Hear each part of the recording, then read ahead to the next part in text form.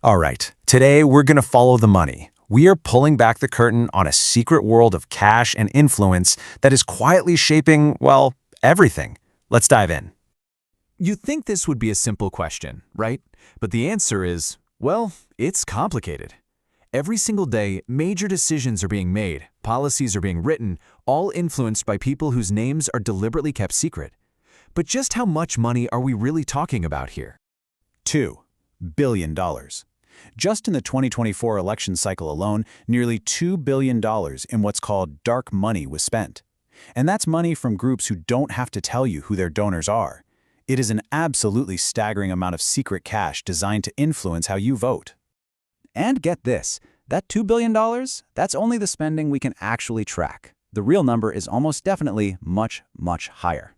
So yeah, this isn't just a political issue. It's a symptom of a massive global system of financial secrecy. So how do they do it?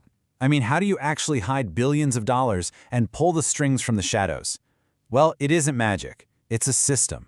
A whole network of legal tricks and financial tools designed for one thing and one thing only: to make money completely untraceable.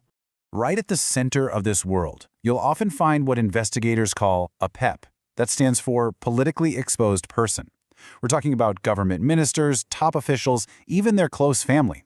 Because of their power, they're considered a much higher risk for bribery and corruption, and this whole secrecy network is basically built to serve them.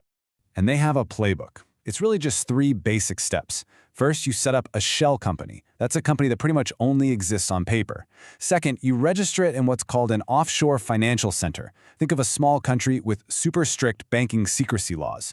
And third, and this is the most critical part, you hide who really owns it. And this is the name of the game for any investigator: finding the beneficial owner. This is the actual person, the human being behind all the layers of fake companies and legal mumbo-jumbo. They're the one who's actually pulling the strings and getting rich. Now, when this kind of secret influence is allowed to run wild, it can escalate into something so much more dangerous. It stops being about influencing just one decision and starts being about controlling the entire system. And that is the threat of what's known as state capture. State capture isn't just plain old bribery. No, it's systemic. This is when private interests don't just bribe one official for one contract. It's when they essentially hijack the government's entire decision-making machine, twisting laws and policies to help themselves, not the public. This quote from a former South African minister just lays it out with chilling clarity. It's a systematic takeover. You just replace key people in government departments and state-owned companies one by one until everyone in charge is on your side. And the consequences are just devastating. Take South Africa, for example. The Gupta family was accused of using their friendship with the president to basically handpick cabinet ministers and steer government contracts their way. It sparked a massive national investigation into state capture that has rocked the entire country. But look, this isn't a story without some hope, because as this web of secrecy has gotten bigger, so has the global fight against it. You've got investigators, governments, and activists all pushing back. And their core strategy is actually pretty simple, but it's incredibly powerful: radical transparency. The whole idea is that corruption loves the dark, so the best way to kill it is to drag everything out into the sunlight, making it impossible for these secret owners and their hidden influence to operate. And there are real concrete tools to make this happen. We're talking about creating central registries, often public ones, of who owns every company, using the same data standards everywhere so countries can share information easily, working together across borders, using AI to flag sketchy activity, and having the legal power to get stolen money back. A huge player in this fight is the Financial Action Task Force, or FATF. You can think of them as the global rule makers. They set the international standards that basically pressure countries to clean up their act and put these exact transparency rules in place.